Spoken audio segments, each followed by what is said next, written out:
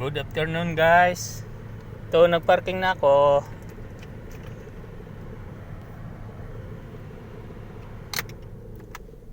At nakauwi na. Hindi naka-ano kanina tungkol sa mga aircon dahil laging nagda-drive busy. Ito, nakauwi na.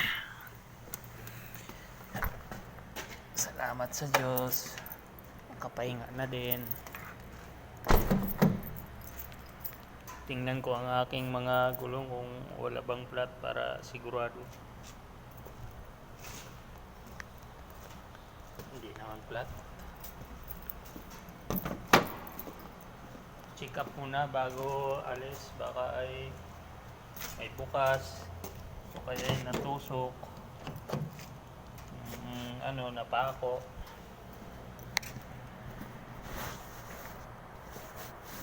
Yan, oh. Okay naman, walang problema ang aking sasakyan. Okay guys, uwi na ako at para makapahinga. Bye bye, God bless.